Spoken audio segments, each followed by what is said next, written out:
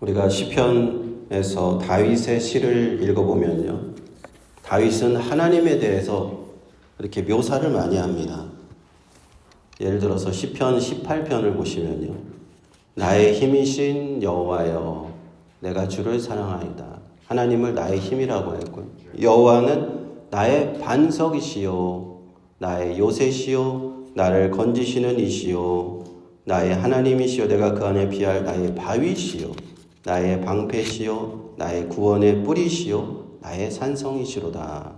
내가 찬송받으시 여호와께 아뢰리니 내 원수들에게서 구원을 얻으리로다. 이렇게 쭉 나가는데요, 다윗은 하나님에 대한 이렇게 나의 어떤 분, 이렇게 묘사를 한다는 거예요. 이런 구절들을 보면요, 다윗이 하나님을 자신의 하나님으로 경험했다라는 걸 볼 수가 있습니다. 다윗은 어릴 시절 골리앗을 무찌르던 그 시절부터 이제 군인이 됐잖아요. 군대 사령관이 돼서 사울왕 앞에서 이제 전쟁터에서 나가서 오랜 세월을 살았는데 이스라엘의 왕이 될 때까지 군인으로 살았단 말이에요. 그래서 그리고 또한 다윗은 그 이후에 사울 왕을 피해서 도망 다니면서 오랜 세월 도망자의 신세로 살았습니다. 처음에는 군인으로 살았고 그 다음에는 오랜 세월 도망자의 신세로 살았어요. 참 거친 광야에서 들로 산으로 다니면서 그 이스라엘에 그 동굴이 많습니다. 그래서 동굴 같은 데 숨기도 하고 그렇게 오랜 동안 자신의 인생을 돌아보면서 자기가 경험한 그 하나님이 나의 하나님은 이런 분이시다라고 지극히 개인적인 경험으로 이렇게 고백을 하는 겁니다. 군인으로서 군대로 전쟁터에 나가서 매일같이 죽음 앞에서 위험 속에서 싸우는 그 과정 속에서 하나님은 이렇게 다윗은 이렇게 기도하는 거예요. 하나님은 나의 구원의 뿔이 되셨습니다. 황소의 뿔처럼 적군을 물리치는 구원의 뿔이 되셨고요. 방패가 되어주셨습니다. 하나님은 화살을 막는 방패처럼 나를 적의 공격에서 막아주셨습니다. 그리고 높은 산 위에 있는 산성처럼 그 산성 안에 둘러싸여서 내가 안전하게 전쟁터에서 그렇게 이기게 하셨습니다. 라고 얘기하는 겁니다. 또 하나님께서는 광야에서 도망 다닐 때, 다윗이 도망 다닐 때, 쫓겨다닐 때 하나님께서는 나의 반석이 되어주셨습니다. 내가 피할 바위가 되어주셨습니다. 바위 밑에 이렇게 피해서 내가 살아날 수 있어 나의 요새가 되어주셨습니다. 그렇게 고백하는 거예요. 나의 어떤 분이시다 라고 다윗은 고백하는데 인생의 경험에서 나오는 거예요. 다윗의 인생에서는 이것은 너무나 절절하고 실감나고 현실적인 경험이었어요. 생과 사를 넘나드는 죽음 앞에서 쫓겨다니면서 하나님을 찾고 하나님께 기도하다 보니까 하나님은 이런 분이구나, 그렇게 고백했다 하는 것입니다. 사랑하는 성도 여러분, 여러분의 고백은 무엇인가요? 하나님은 나의 어떤 분입니까? 여러분만의 고백이 있으신지 저는 한번 여쭙고 싶습니다.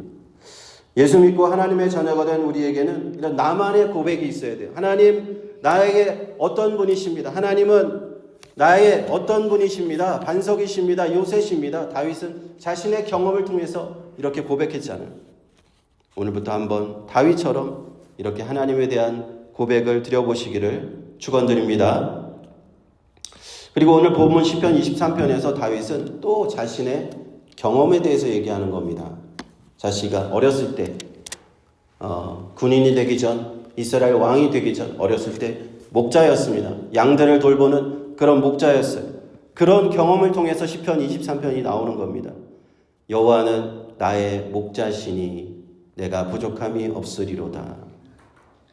영어로 이제 두 가지 버전을 제가 써놨는데 The Lord is my shepherd, I shall not want 하고 NIV는 I lack nothing 이렇게 번역을 했어요. 다윗은 이렇게 고백을 합니다. 여호와 하나님께서 나의 목자가 되시니까 내가 I shall not want, 이게 내가 더 이상 원하는 것이 없어졌다는 거죠. 여호와께서 나의 목자가 되시니까 내가 부족한 것이 하나도 없습니다. 하나님 안에서 완전히 만족을 누리고 있다는 고백을 하고 있다는 거예요. 참 이런 고백은 이 위대한 신앙 고백이에요. 왜일까요? 그것은요, 연약한 우리들은요, 매일같이 우리가 더 원하는 것이 있고요, 우리가 부족한 것이 있어요. 그래서 이런 고백을 하기가 어렵습니다.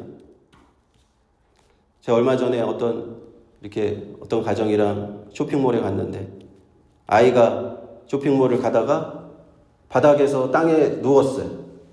그래서 제가 왜 저럴까 갔더니 엄마한테 인형을 사달라고 지금 떼를 쓰고 있는 거예요. 울면서. 그래서 이불만 딱 덮어주면 거기서 잘 수 있을 것 같아요. 그래서 그렇게 막 떼를 쓰고 있는 거예요. 예, 장난감 사달라고. 아기 때부터 그렇게 조르잖아요. 우리 원하는 게 있어요. 항상 부족한 것이 있습니다. 좀 크면은 좀 나아질까? 학생이 되면은 좀 나아질까? 어떤 학생도 제가 엄마 아빠한테 엄마 아빠 저 공부해야 되니까 톨스토이 전집 사주세요.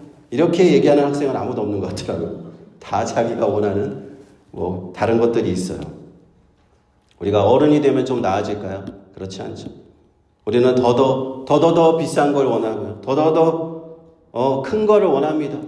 더더 남들이 가지고 있는 거 차도 사야 되고 집도 사야 되고 명품도 사야 되고 원하는 게 많아져요. 점점점 많아집니다. 그리고 자꾸만 다른 사람들하고 비교를 하게 돼요.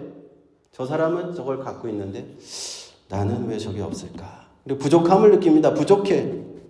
원하는 게 우리는 어른이 되면서도 점점점 많아지더라는 겁니다. 꼭 물건만이 아니죠. 우리는 성공을 원하고요. 번듯한 가정을 꾸리기 원하고 자식을 원하고 나중에 손자 손녀를 원하고 계속 원하는 것들이 생깁니다. 그래서 그 원하는 것들을 다 얘기하려면 밤을 새야 되기 때문에 여기까지만 하겠습니다. 결론적으로 다윗의 이 고백은 쉬운 고백이 아니라는 거예요. 내가 더 이상 원하는 것이 없습니다. 내가 부족한 것이 하나도 없습니다. I lack nothing I shall not want. 이런 고백 굉장히 높은 신앙의 고백이에요. 디모데전서 6장 말씀에서 다윗은 자족하는 마음이 있는 겁니다. 하나님 안에서 나는 만족합니다. 하나님 한 분만으로 내 인생은 충분합니다. 하나님께서 이제까지 내 인생을 인도하셔서 내가 부족함이 하나도 없습니다. 예수 그리스도께서 주시는 생명의 생수, 예수 믿는 사람들에게 그 생명의 생수가 들어올 때 예수님께서 말씀하셨죠. 내 안에서 생수가 넘쳐 흐르리라. 그래서 부족한 게 없는 거예요.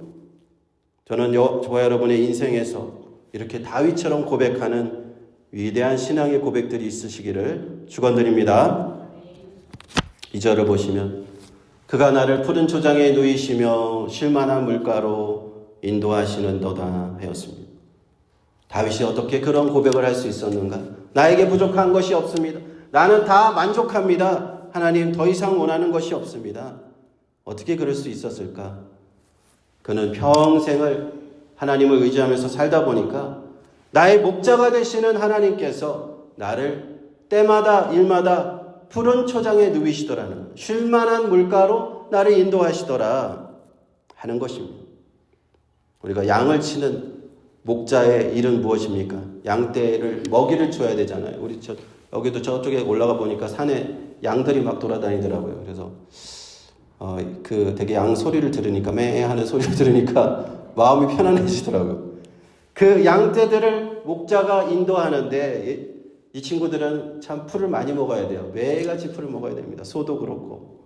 그래서 목자는 항상 좋은 풀을 찾아다니면서 이 털칠판, 처들판을 다니면서 이 좋은 풀을 그 양들에게 먹여야 되는데 그래야지 양들이 마르지 않고 토실토실하고 젖도 잘 나오고 그러잖아요.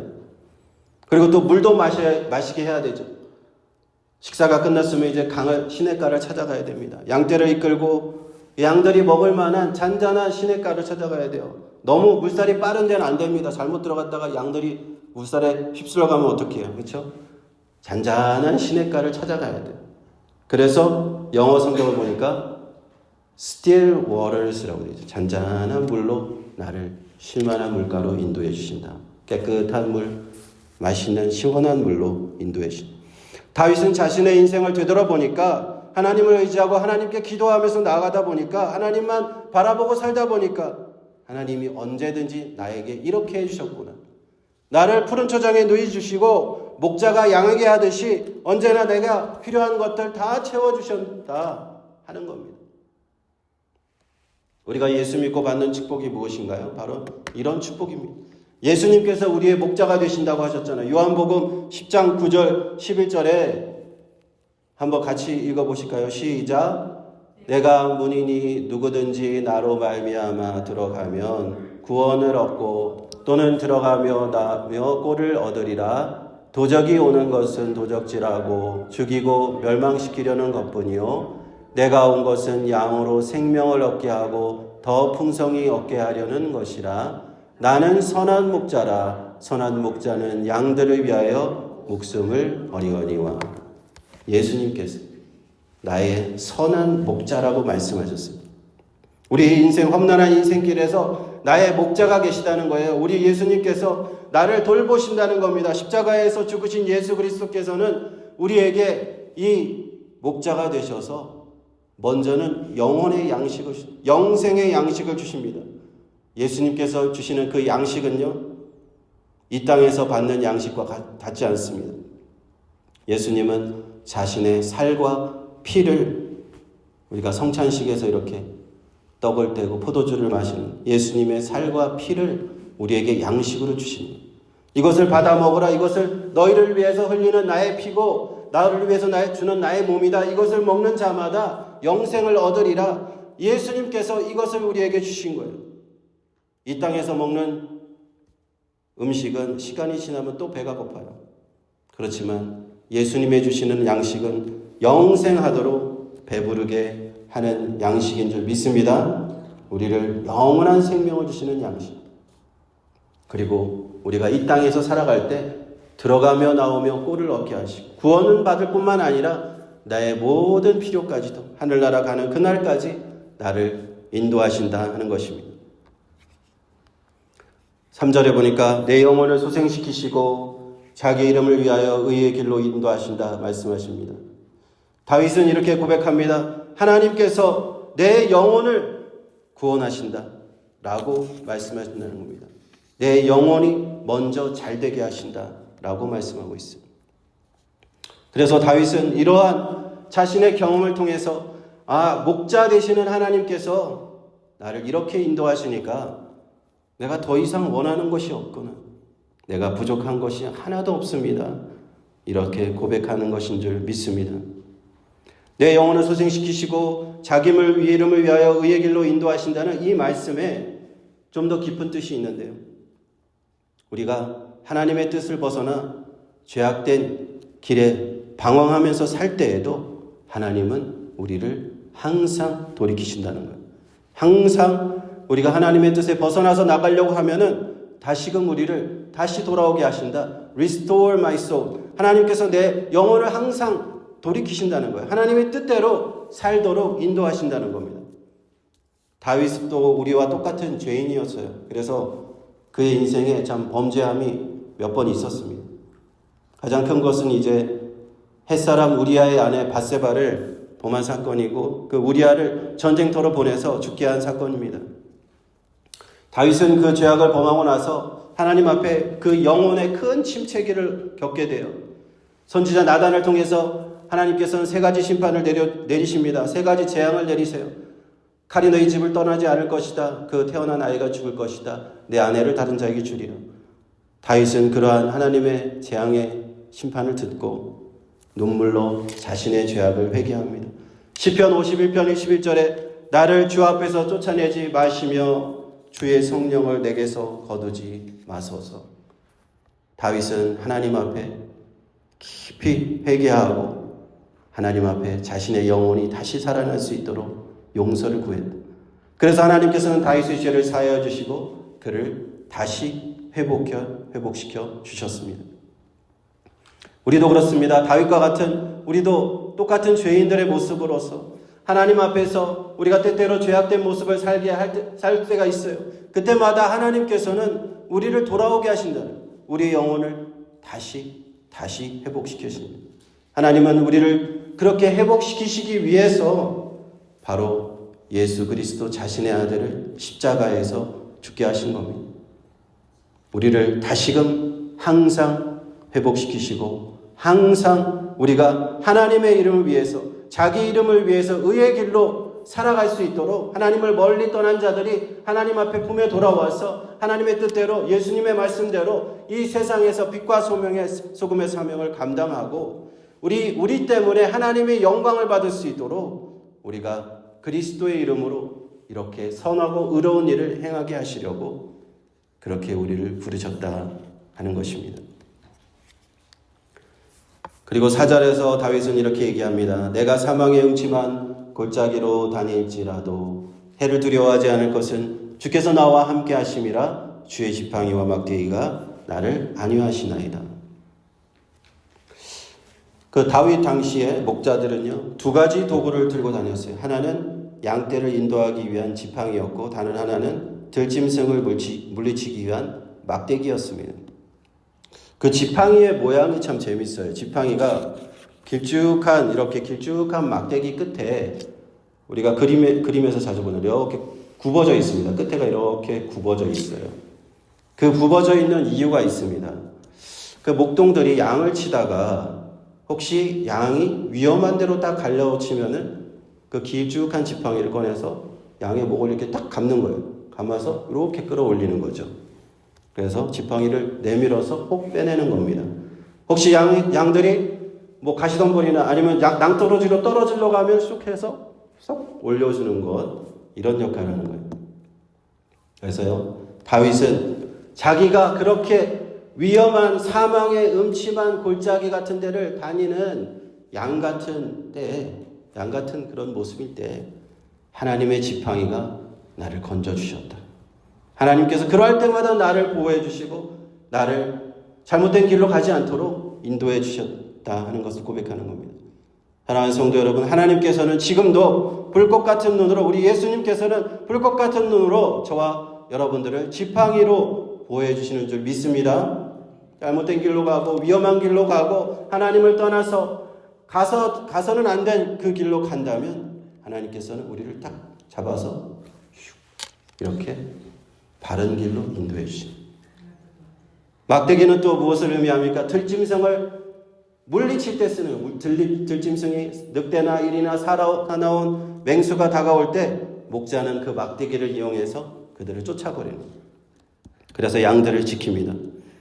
하나님께서는 지금도 저와 여러분을 동일하게 지키십니다. 악한 세력, 사단마귀의 세력, 우리를 시험에 들게 하는 우는 사자와 같이 우리를 삼키려고 하는 멸망의 길로 인도하려는 그 악한 세력들이 다가올 때마다 우리 주님께서 성령의 막대기로 그들을 다 물리치시는 거예요.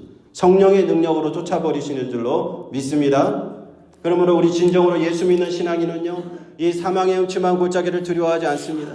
하나님이 나와 함께, 성령께서 나와 함께 늘 동행하여 주시기 때문에 어떠한 일이 있을지라도 두려워하지 않는 거예요. 하나님이 나를 도와주신다, 하나님이 나를 지켜주신다. 그 막대기와 지팡이가 나를 언제나 안위해 주신다. 제가 예수 믿고 처음 달라진 것 중에 하나가 있는데 밤길이 두려워지지 않았어요. 두려움이 좀 사라졌어요. 그 전에는 제가 그 시골에 살았습니다. 어렸을 때. 버스를 내려서 집에까지 걸어가려고 하면은 중간에 꼭 공동묘지가 있어요. 이상하게 시골에는. 공동묘지를 지나가야 돼요. 그러면 예수 믿지 않을 때와 후가 저는 구별이 돼요. 예수 믿지 않을 때는 맨날 달려가는 거예요. 거기를. 보지 않고 소리도 듣지 않고. 시골이라서 가로등도 없어요. 사람도 지나다니지 않아. 그래서 무서워가지고 맨날 거기를 뛰어갔던 기억이 나요. 근데 어느 날 제가 예수 믿고 하나님을 만나고 나서 성령을 받고 나니까 이게 두려움이 사라지는 거예요. 그래서 이렇게 지나가다가 좀 무섭다 싶으면은 바로 예수의 이름으로 선포하면서 거기를 이렇게 지나갑니다. 그래서 이 두려움을 완전히 내가 이겨야 되겠는데 라는 생각이 들어가지고 어느 날 한번 제가 시험을 해보고 싶더라고요. 그래서 아무도 없는 깜깜한 밤중에 혼자서 한번 밖을 나가봤어요. 밖에 나가가지고 저 들판에 그 저수지가 있었는데 저수지가에 가서 제가 한번 기도를 해보자. 혼자서. 무섭지 않을까?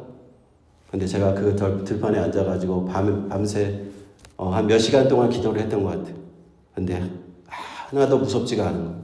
아무도 없는데 하늘에 별이 있고 정말 그 새소리가 들리고 그런 들판에서 두려움이 사라졌다는 것을 내가 그때 느끼고 너무 감사했던 시간이 있습니다. 하나님을 만나면 하나님 안에서 내가 사망의 음침한 골짜기로 다닐 때라도 나는 두려움이 사라진다는 거예요. 하나님이 나를 지팡이와 막대기로 돌보아 주시기 때문인 줄로 믿습니다. 예수 믿는 사람 무엇이 세상과 다릅니까? 사망의 골짜기 같은 인생 속에서 이 두려움의 길에서 다른 사람들은 다 환난 가운데 어려움 가운데 인생의 여러 가지 고난 가운데 두려워하고 거기서 낙심하고 거기서 좌절하고 자신의 인생을 그렇게 비관하는 사람들이 있는 반면 하나님 믿는 사람, 예수 믿는 사람은 그런 일이 닥쳐오더라도 결코 낙심하지 않는 겁니다. 두려워하지 않는, 다시 일어날 수 있는 거예요. 왜? 주님께서 나와 함께 하시기 때문에. 할렐루야. 주님께서 나와 함께 하시는데 삼위일체 하나님 예수님 성령님께서 나와 함께 하시기 때문에 나는 아무런 걱정이 없다 하는 것입니다. 그래서 로마서 8장에서 이렇게 말씀합니다. 누가 우리를 그리스도의 사랑에서 끊으리요? 환난이나 공고나 핍박이나 기근이나 적신이나 위험이나 칼이랴. 기록된 바 우리가 종일 주를 위하여 죽임을 당케 되며 도살할 양같이 여김을 받았나이다 함과 같으니라. 그러나 이 모든 일에 우리를 사랑하시는 이로 말미암아 우리가 넉넉히 이기느니라. 할렐루야. 넉넉히 이기는. 내가 확신하노니 사망이나 생명이나 천사들이나 권사자들이나 현재일이나 장래일이나 능력이나 높음이나 기쁨이나 다른 아무 피조물이라도 우리를 우리 주 그리스도 예수 안에 있는 하나님의 사랑에서 끊을 수 없으리라. 아멘. 사도 바울은 이것을 체험한 거예요. 내 인생에서 이러한 어려움이 많이 있을지라도 하나님의 사랑에서 나를 아무도 끊을 수 없군. 예수님의 사랑에서 아무것도 끊을 수 없다는 것을 그는 경험했다는 것입니다.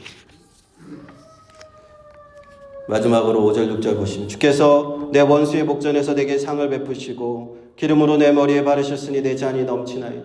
나의 평생의 선하심과 인자하심이 정녕 나를 따르리니 내가 여호와의 집에 영원히 거하리로다.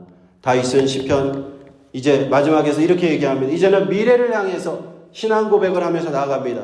이제까지 내 원수들 나를 조롱하고 나를 모욕하고 나를 힘들게 하고 죽이려는 그 원수들 앞에서 여호와 하나님께서 나에게 상을 베풀어 주셨다.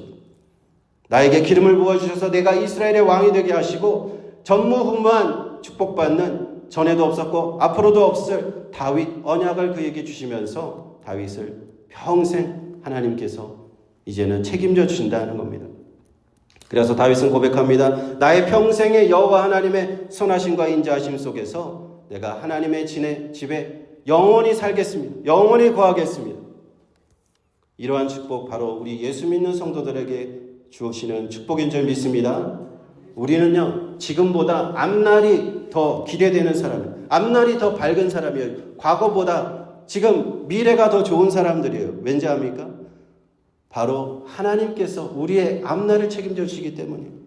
세상 사람들은 과거를 자꾸 봅니다. 과거가 좋았다고 해요. 다 옛날 얘기를 합니다. 옛날에 이러고 저러고 저랬고 좋았습니다. 좋은 일이 많았지. 그렇지만 그런 사람들은 옛날만 좋은 사람들. 예수 믿는 성도들은요 앞으로가 기대되는 사람, 미래가 축복된 사람들인 줄 믿습니다. 오늘보다는 내일이, 내일보다는 모레가 하나님이 우리를 위해서 행하실 그 일들이, 놀라운 일들이 우리를 기다리고 있는 줄 믿습니다. 그리고 내가 사는 동안 평생 동안 하나님의 선하심과 하나님의 인자하심과 하나님의 사랑이 나와 함께 하십니다. 예수 그리스도 안에서 영원한 하나님 나라의 그 영생 복락 누리는 축복이 내 앞길에 나를 기다리고 있습니다. 그래서 우리의 인생은 앞으로 가면서 더 기대가 되는 인생, 축복되는 인생이고 맨 마지막이 가장 큰 축복이 기다리고 있는 인생인 줄로 믿습니다. 할렐루야. 기도하겠습니다.